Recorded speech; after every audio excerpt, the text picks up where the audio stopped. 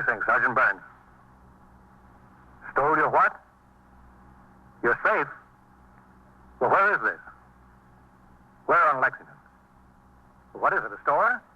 You're in the muster room at the 21st Precinct, the nerve center. A call is coming through. When did you discover? You will follow the action taken pursuant to that call from this minute until the final report is written in the 124 room at the 21st Precinct. All right, the officers will be right over there. That's right. Just stay there. The officers will be right there. Yeah, right away. 21st Precinct. It's just lines on a map of the city of New York.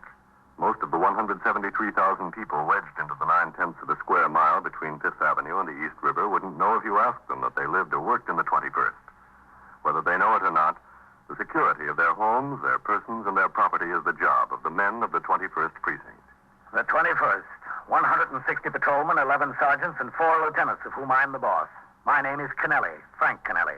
I'm captain in command of the 21st. Tours vary like the weather. Some are calm, 8 hours with hardly a murmur in the precinct. Others are stormy. The switchboard hums continuously, and the sector cars hurry from one run to another. This tour was a stormy one. When I came on the job at 7:30 a.m., a 3-alarm fire in an old brewery near the East River had just been brought under control. 2 city firemen had been overcome and taken to Metropolitan Hospital. At 8:16 a.m., a bus and a taxicab collided on 2nd Avenue. The driver of the cab and his 2 passengers were injured. Shortly after 9 o'clock, there was a call that a paint store on Lexington Avenue had been burglarized during the night. I was still at the scene of the accident when Patrolman Farrell, my operator, rang into TS from a call box and informed me of the burglary. We made the run to Lexington Avenue. The men from Sector 4 and Sergeant Burns were already on the job. Farrell parked between their cars in front of the paint store. You stay with the car, Farrell. Oh, hello, Captain. Well, what do we got, Ross? Safe job, sir. Yeah? Says they hauled it away. They just rolled it out the front door and carried it away. All right. Oh, watch the door, Captain. That's the way they got in and out. Okay. Sergeant Burns says the detectives might want to try it for fingerprints. All right, stay on the job here. Keep the sidewalk clear. Yes, sir. What time do you usually open the store, Mr. Heelis? The same time, 9 o'clock. 9 o'clock every day. Hello, Sergeant. Captain. Mr. Heelis, this is Captain Kennelly. How are you? Some mess to come to work to. Some mess. Mr. Heelis is the proprietor, Captain, Mr. George Heelis. He opened up this morning and found the place had been burglarized during the night. The whole safe they took. The whole safe. Well, you'd think the safe would be safe. The whole thing. Did you notify the detective, Sergeant? Yes, sir. I rang in as soon as I saw what it was. T.S. called upstairs to Vitaly, who was catching. He notified the safe and loft squad. He's on the way over here himself. Where was the safe? Right back here, Captain. Right back here in plain view. With a light on it. I always make a practice to leave a light on it. Yeah, right here. In between brushes and wallpaper. What kind of safe was it, Mr. Heelis? A black one. No, I mean, do you know the name of the manufacturer and the style number? Oh. Well, tell you the truth, no. Well, when did you buy it? Well, let's see. I had it when I removed to this location. Had it about a year then. I've been here 9 years, so I got the safe about 10. It's important that the detectives have a description of the safe. Don't you have the manufacturer's name and the model number written down someplace? Well, yes, to tell you the truth, I think I do. I think I got the original invoice from when I bought it. Well, good. That's all they'll need. Where is this invoice?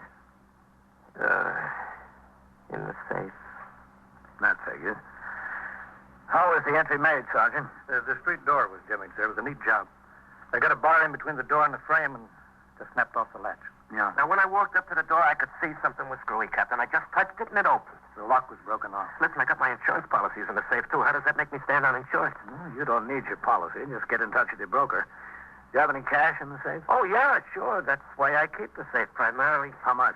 Oh, $600-700. Your receipts from yesterday? Well, most of it. $450 is the receipt from yesterday. The rest is extra cash I keep around. Why? Why?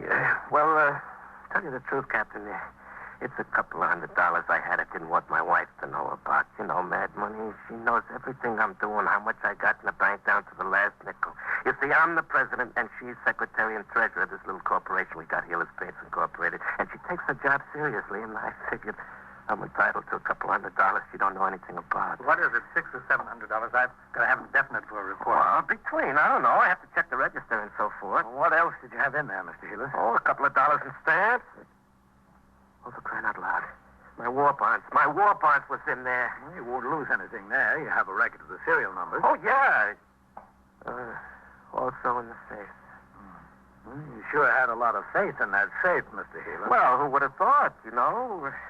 Listen, the government will make good on those, won't they? That's my hard-earned money in those bonds. What happened? Well, you better get in touch with the Treasury Department as soon as you can, Mr. Healer. Yeah, that's a good idea. As a matter of fact, we'll notify them ourselves. Anything else in there, Mr. Healer? My accounts receivable. Listen, how much chance is there of getting them back? I mean the bonds and the accounts receivable. I don't care about the cash. You know, this could develop into an expensive proposition. Treasury might give me a hard time, and without the accounts receivable, well, to tell you the truth, I'm a dead duck. Accounts payable, who cares? The people I owe, if I don't pay them, they'll let me know. But the people that owe me aren't going to come around here and volunteer the money. No, siree. You think I can get it back, Captain? The contents? Besides the cash, I mean? You probably will, Mr. Healer. So all they want is the cash. Your ledgers and war bonds won't do them any good. Oh, that's good news if it only comes true. What'd they do, Sergeant? Roll it along here? Yes, sir. You can see the tracks. Right down here and out the door. Must have had a pickup truck or a car waiting. A car? Well, they couldn't get that safe into a car. You know how big that safe is? Why, it comes up to here. I mean, up to here. Well, there must have been 9 guys to move it. Look, I haven't had it out of that corner for 2 years. It was so heavy. Look at the dust back there. Are you in the store all alone, Mr. Healer?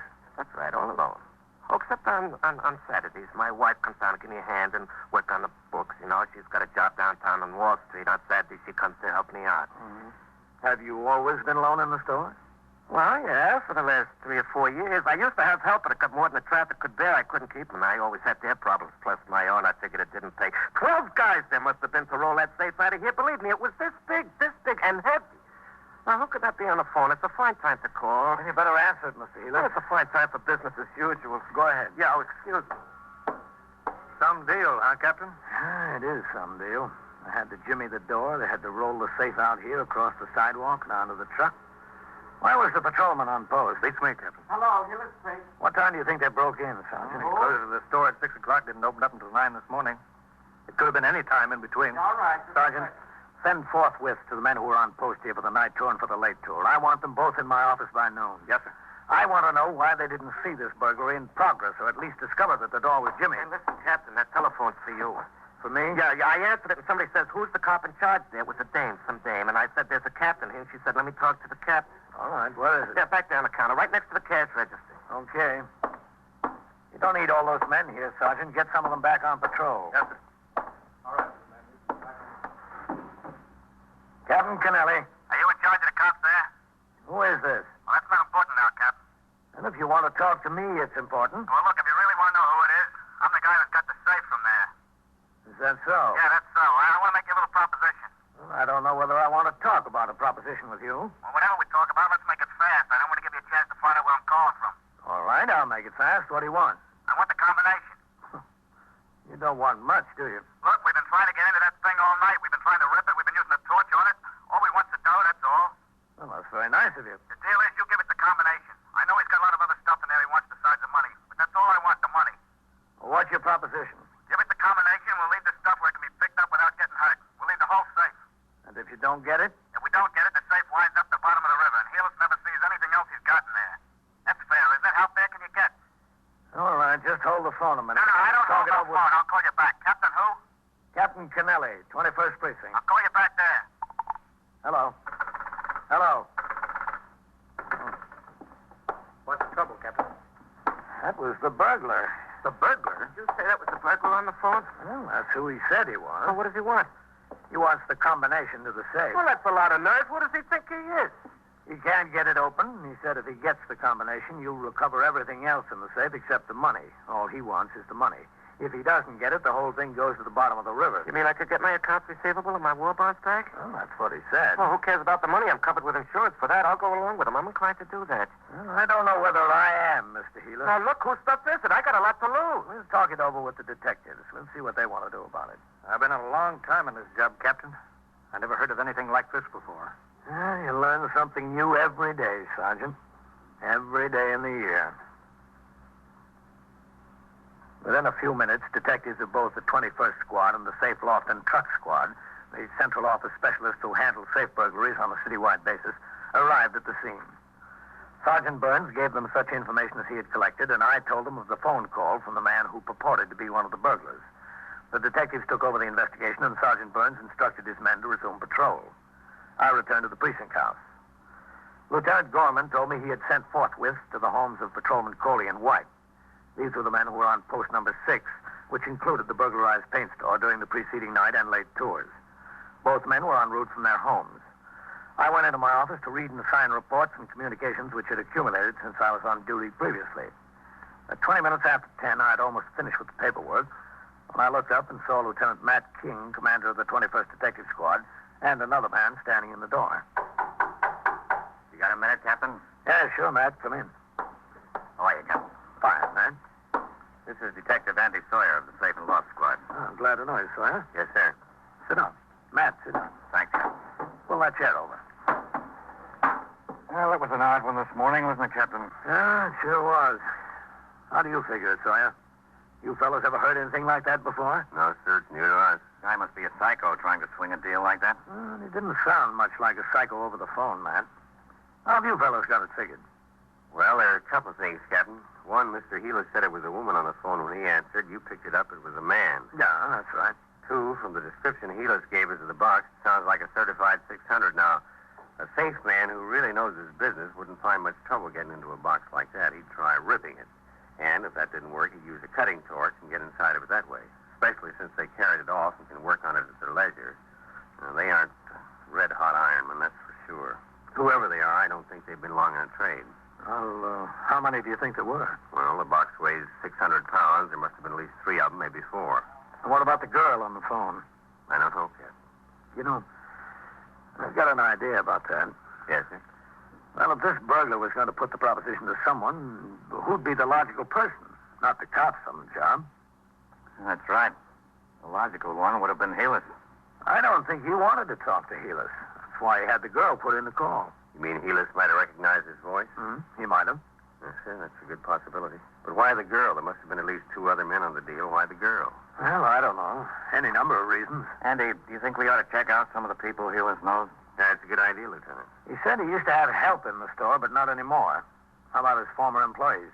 Yes, sir, there might be something there. Are you going to be around here all day? Well, I was going out on patrol again this afternoon, that's all. Why? Well, we figured this guy might call back here to see if the deal will go through. Well, what do you want me to do? Well, if he does, we've got the switchboard here. I'll be right out there. I'll keep one line open to the telephone company to get the location of the phone he's calling from. I'll have CB keep up a direct connection to the radio dispatcher. As soon as we can get the location, he'll have a car right over there. He won't stay on the phone long enough. He wouldn't this morning. He knows now that we're looking for his call. He's got to stay on long enough for you to give him the combination. Well, then, you want to go along with him? Yes, sir, we might as well. If it doesn't work and we don't get him, maybe at least Healers will get his property back. That's what he's most worried about anyway. Yeah, we'll be out at the board and start to work on every call that comes through to you, Captain, if that's all right. Yeah, that's all right. If you'll take just a few seconds longer to get to the phone than you normally do, we might have a chance. If he calls again. Well, Captain, he's got the safe. We've got the combination. If he had moxie enough to carry that safe out across the sidewalk, he's got enough to make another telephone call. Squad stationed himself next to the telephone switchboard, ready to use another line to trace any subsequent call from the safe burglar. He got head starts on 2 callers who asked for me, but both of them turned out to be ordinary police business. At 11 o'clock, Patrolman Coley, who had worked the 4 p.m. to midnight tour on the post where the safe burglary occurred, came into the precinct house as ordered. I questioned him thoroughly regarding his activities on post during the previous night. At the end of the interview, I was convinced that the burglary had not occurred through his negligence.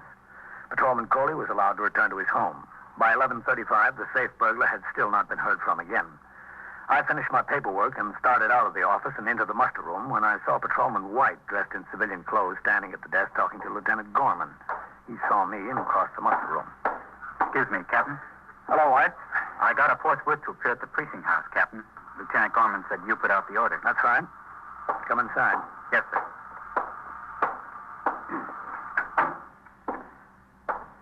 You were assigned to post number 6 from midnight to 8 a.m.? Yes, sir, that's right. Are you familiar with the paint store on Lexington Avenue run by Mr. George Healers? Yes, sir, that's on post number 6. Did you have occasion to notice anything unusual at that paint store during your tour of duty? No, sir. Did you try the front door at all during your tour? Yes, sir, I did on my first time around. You saw nothing unusual during the balance of your tour? No, sir. Did you notice any truck parked on your post? No, sir. Sometime during the night, burglars jimmied the front door, got into the store, and rolled out a 600-pound safe. They rolled it out the front door, across the sidewalk, onto a truck. Where were you? I didn't see them, Captain. I know you didn't see them. I'm trying to find out why. Yes, sir. After your first time around, didn't you try the door again during the course of your tour? No, sir. Why not? Can you explain why you didn't? Yes, sir. Well, go ahead. Explain. That's what I'm waiting for. Well, sir, a little after 1 o'clock, there was some trouble over in a bar on 3rd Avenue. What kind of trouble? 2 of the patrons got into a fight, Captain. One of them hit the other over the head with a beer bottle. This man was hurt pretty bad. I had to go to the hospital with him. Oh. What time did you get back on post? At 2:23, Captain. Well, did you start around again? Yes, sir. Did you try any front doors? I started you, Captain, but it was along about that time that the alarm hit for this fire in the old brewery on the river. Yes. Well, Sergeant Collins drove by, sir. He instructed me to leave my post and go over to York Avenue. What did you do there? The fireman had a hose line struggling across York Avenue. There was about 30 pieces of apparatus there. I was instructed to reroute traffic onto 1st and 2nd. Well, how long did you stay there? Until I was relieved, Captain. What time was that? 20 minutes after 8 o'clock this morning, Captain. I came to the station house and changed to my civilian clothes, sir. Then I went home and went to bed. And that's where I was when I got the forthwith. Okay, White. You can go on back to bed. Yes, sir. Thank you, Captain. Oh, White, Yes, sir, Captain. how long you been in the job, White? I'm 4 months out of the academy, Captain. Do you know what Rule 107 is of the rules and regulations? I think so, sir. Well, what is it? Charges will be preferred against any patrolman who shall, through neglect of duty, fail to discover, report, and take appropriate action in connection with any act or conditions on his post requiring police attention during his tour of duty. Good. Don't forget it. No, sir, I won't. Okay. Go on home. Yes, sir. Thank you, Captain. Leave the door open. Captain Kennelly. Sawyer, Captain, there's a call coming through for you. I think it's our boy. Oh, all right. If you'll hang up, sir, let it ring 3 or 4 times. All right.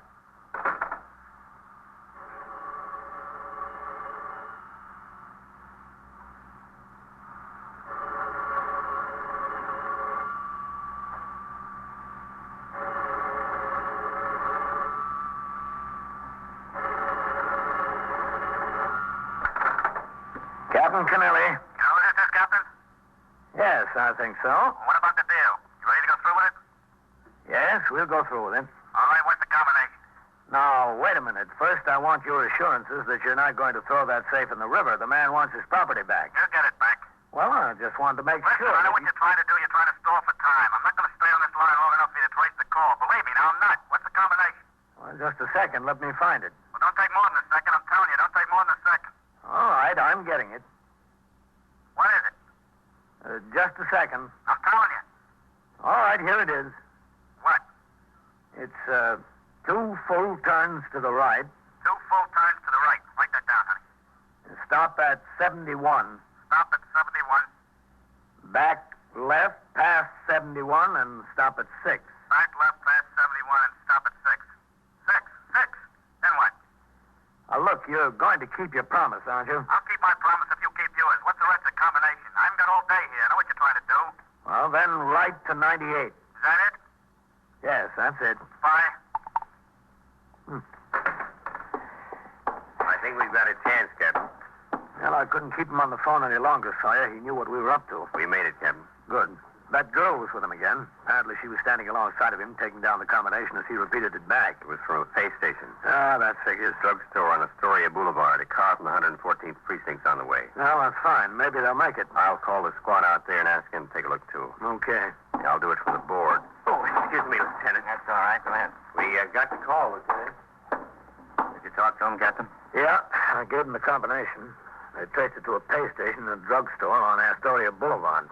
Yeah, he's probably gone by now. Yeah, a car is on the way, and Sawyer's calling out the 114th squad and have them go take a look, too. Astoria, huh? Ah, that's right. You know something, Captain? I've had Vitali and Novak over there talking to that Mr. Heelis for the better part of the morning. Yeah. We've been going on the possibility that maybe your suggestion is correct. The man didn't want to talk to Mr. Heelis on the phone because he might recognize the voice. We asked him all about former employees and friends and relatives, anybody that he knew that was familiar with the store or worked there. Well, did you get anywhere? No place much, but one thing came out. What's that? Heelis' wife has a brother who's been in a little trouble. Oh, is that so? Yeah, he did one bit for grand larceny. He's been out for 2.5, 3 years. Hasn't gotten jammed up again since. Mm-hmm. Hewlett said his brother-in-law used to clerk at the store on Saturdays once in a while. You know, just help him out a little bit. Yeah. Said he wasn't much account as a clerk. Didn't know varnish from enamel. Said he hasn't seen his brother-in-law in about 7 or 8 months. Doesn't think his wife has either. Well, that's nothing in itself, is it? Hewlett would know his brother-in-law's voice over the telephone. Yeah. And his brother-in-law might think that Hewlett is a pretty good mark. Well, it's a possibility, but you still don't have much, man. Do you know where he lives, the brother-in-law? Where? Astoria. Well, I guess you want to talk to him. Yes, sir. I guess we do. In another minute or so, Detective Sawyer came into my office and told me that he had spoken to the acting lieutenant in command of the 114th Squad. 2 detectives from there were en route to the drugstore on Astoria Boulevard to see if they could locate the caller. It was determined that Detective Sawyer, accompanied by Detective Vitale of the 21st Squad, would go to Astoria and talk to the brother-in-law of the victim, Lee Goring. The fact that the brother-in-law lived in Astoria and had a criminal record was considered more than a coincidence. After they left my office, I turned my attention to other business at the precinct. At 1 p.m., I went on patrol and returned in time to turn out the platoon for the night tour at 4. The precinct was calmer than when I came on the job in the morning. The storm had abated. After the men marched out of the door, a call came from upstairs through T.S. Lieutenant King would like to see me in the detective squad. I walked through the back room where several of the men who had just come off duty were standing around talking. I climbed the rickety stairs to the 2nd floor and walked into the 21st Squad. I saw Detective Sawyer sitting on the edge of a desk talking to a small, blonde young woman. I walked over to him. Well, I was just doing him a favor. That's all I was doing. Hello, Sawyer. Oh, hello, Captain. How are you? After all he asked me to do was to make a telephone call for him. If a girl can't make a telephone call for a man, well, what's this world coming to? Captain, this is Eleanor Hoffel. How do you do? I'm sure. Well, I didn't have anything to do with breaking into that store. I wasn't anywhere near the place. I didn't even know what it was all about. He asked me to do him a favor, that's all, and I did. I didn't know what it was all about. He asked you to write down the combination, too, when he got it from the captain here. You knew what that was all about, didn't you? Well, not exactly. He's not the kind that tells you everything. Have you got it wrapped up, Andy? Yes, sir, pretty much. Vitaly and I went out to this house in Astoria. We found the brother-in-law out there and her. I told you, I was just visiting. That's all I was doing. I was just visiting. We took a look in the garage, and what do you think was there? The safe? Yes, sir, the safe. I didn't know it was in there. I don't look in garages. Why should I look in a garage? I was just visiting him, and he asked me to do a favor. You can't kill somebody for doing a favor. Where's the lieutenant? In his office? Yes, sir. I didn't know what it was all about. That's the honest to goodness truth. Yes. Captain Kennelly. Come in, Captain. How'd you like to meet this man, Captain? You've talked to him over the phone. Lee Goring. Look, what are we waiting for? You got the safe, you got me. Book me, get it over with, will you? I'm tired. Because you were up all night last night? Because I was up all night last night, yeah. Wasn't a very smart thing to do, break into your brother-in-law's store, was it? That was smart enough. The stupid thing was leaving the safe in my garage. I should have found someplace else. Did you find out who was with him on that deal last night, Ben? Yes, sir, he's told us. Sure, I told you. I told you everything. Why should I keep anything back? They walked out on me. You think I want to be in and them out? Not me, brother. I weak and easy. When I go down for the 3rd time, I take everybody with me. Why'd you pick on your own brother-in-law? I wanted to keep the money in the family. That was thoughtful, wasn't it, Captain? Yeah, very. We're sending a truck out after the safe, Captain. I'm kind of anxious to see it. Sawyer told me they clawed at it, hacked at it, and burned it with a torch, tried to knock the knob off. Couldn't make a dent in it. Must be a pre-war safe. Did they build them like that today? Who's got a chance with one of those things? And it's work. You know that's work? To get it out of the store, onto the truck, and out to the garage, then to go to work on it. You know we worked on that thing from 3:30 this morning till almost 8. We couldn't make a dent in it. Is that when you got the bright idea to call me? Yeah.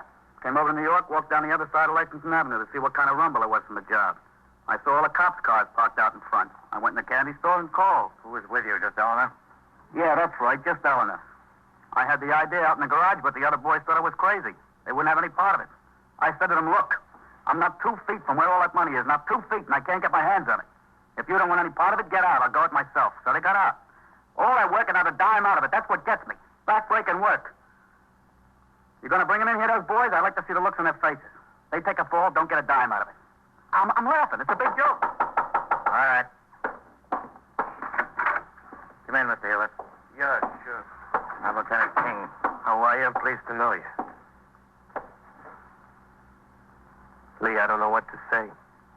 Say hello. I'm ashamed of you, Lee. Really ashamed of you. My own wife's brother to do such a thing. What do you want from me, George? I did it. What am I going to do? Say I'm sorry? You would really throw the safe from the river, your own brother-in-law's accounts receivable and bonds at the bottom of the river, I can understand how you would do it to me, but your own flesh and blood is my wife. George, don't knock yourself out. Why did you do it, Lee? Why didn't you come to me if you needed money? I needed money, but who needed a song and dance with it? Captain, do you understand it? I don't. A grown man, look at him. In his trade, he can go out and make $20, $25 a day. $25 a day, and he's got to get himself in trouble again like this. What's the answer? $25 a day.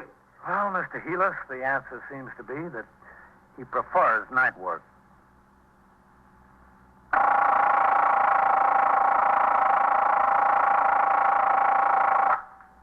21st Precinct, Sergeant Burns. Well, who got bitten? How old? 4? Well, where's the dog? Is the dog there? Well, where is the dog? Where's that? Oh, I see. Well, what's the name of the girl who was bitten? W-E-A-L-D. And so it goes. Around the clock, through the week, every day, every year. A police precinct in the city of New York is a flesh and blood merry-go-round. Anyone can catch the brass ring, or the brass ring can catch anyone.